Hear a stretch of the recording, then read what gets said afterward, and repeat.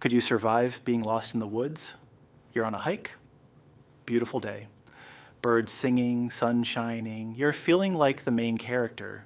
You step off the trail for just 1 second to get a cooler photo, and when you turn around, the trail's gone.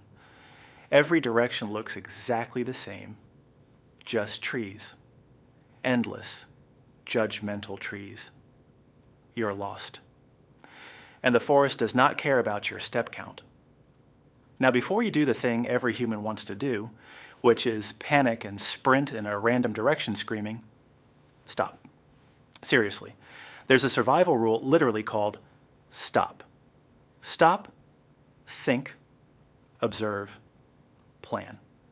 Because the number one way people turn slightly lost into found 6 miles away at a swamp is by running around like a headless chicken with a water bottle.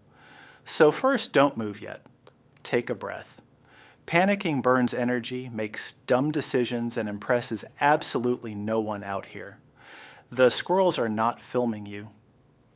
Probably. Now the big question, do you stay put or do you walk out?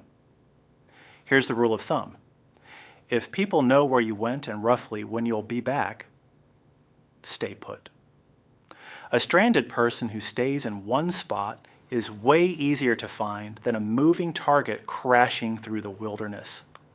Hug a tree. Make it your emotional support tree. You two are a team now, but if nobody knows where you are and no one's coming to look, then yeah, you may have to self-rescue. And there's a classic trick for that. Follow water downhill. Streams flow into rivers, rivers flow toward people, and people have snacks. Downhill and downstream is usually your ticket back to civilization.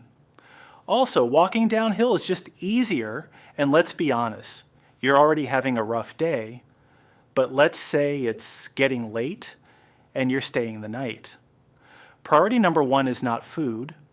Your body can go weeks without food.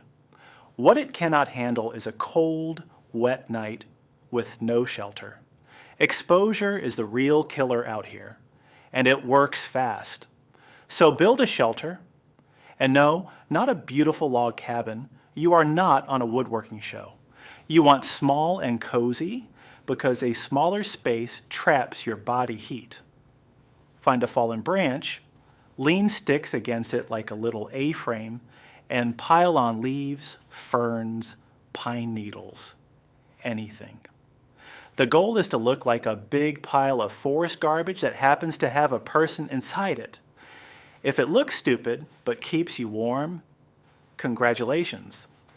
It's perfect. Next, water. You can only go about 3 days without it, and dehydration makes you tired, dizzy, and even worse at decisions than you already are today. Look for running water, a stream or a spring. Avoid still green, funky-looking ponds unless you enjoy meeting every parasite in the county. And if you can, boil it before drinking. That Mystery Creek water might look crystal clear, but there's usually a dead something upstream. There's always a dead something upstream. Now fire. Fire's honestly the best friend you'll make out here. No offense to the tree. Fire keeps you warm, keeps animals away, boils your water, and lifts your entire mood from, I'm gonna die, to, okay, I'm camping now. Gather dry twigs and tinder before dark because trying to build a fire in the pitch black is a special kind of misery. If you've got a lighter, you're a genius. If not, it's friction stick time, and you're about to gain a deep new respect for matches. Okay. Food. Remember, this is last on the list. But if you're out there a while, keep it simple and safe. Berries are a trap. That bright, delicious-looking berry might be lunch, or it might be your final decision. The rule: if you're not 100% sure, don't eat it. Nothing in the forest is worth gambling your insides on. Bugs actually are a safer bet. Most are protein-packed and crunchy. Bon appetit. Try not to think about it. And the whole time, you're doing one more thing: making yourself findable. Rescuers and search teams look for things that don't belong. So make noise. 3 of anything is a universal "I need help" signal. 3 whistle blasts, 3 shouts, 3 fires in a triangle. Bright clothing, a signal mirror, a shiny phone screen catching the sun, anything that screams "human over here, please bring a sandwich."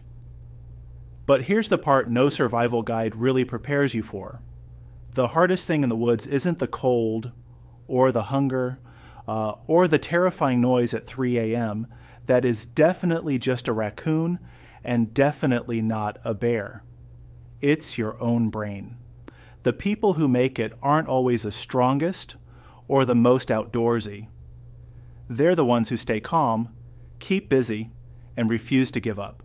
Small goals: get water, build shelter, keep the fire going. One task at a time until help comes. Because help does come. People report you missing. Search teams follow trails and rivers. You're not invisible as long as you stay smart, stay put when you should, and keep signaling. So imagine it. You're lost in the woods, the sun's going down, and it's just you and 1,000 trees. What do? You stop. You think, and then you get to work. Shelter, water, fire, signal. One step at a time. Survival isn't about being a fearless mountain hero. It's about staying calm long enough to make good decisions. And now, you actually know how. So be honest. If you got lost in the woods right now, how long do you think you'd last before you started talking to the trees? Drop it in the comments. And if you made it to the end, hit subscribe for a new What If every week. See you in the next one, hopefully not out there.